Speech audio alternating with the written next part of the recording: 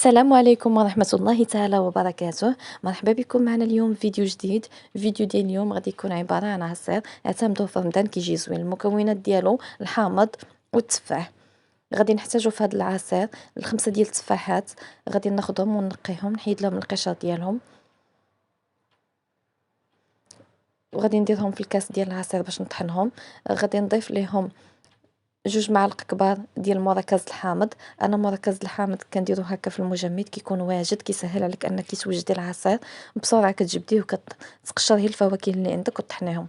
غادي نستعمل 2 معالق كبار ديال مركز الحامض.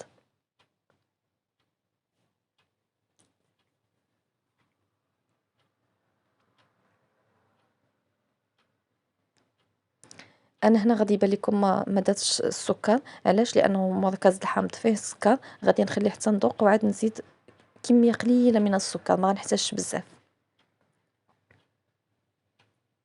وغادي نضيف التفاح ومركز الحامض، غادي نضيف لهم الماء. هنايا الماء ما نقولكمش شحال استعملت القياس، لانه كيبقى على حسب شحال استعملتو من تفاحات. الا استعملتو التفاح بزاف فاكيد غتستعملوا الماء بزاف باش ما يجيكمش خاطر بزاف. انا كنوريه لكم هنايا ملي كيطحن. العصير ديالنا وجد، شوفوا اللون ديالو كيجي زوين بزاف، والمذاق كيجي رائع. مذاق التفاح مع مذاق مركز الحامض كيجي زوين بزاف. كنتمنى انكم تجربوه وينال الاعجاب ديالكم.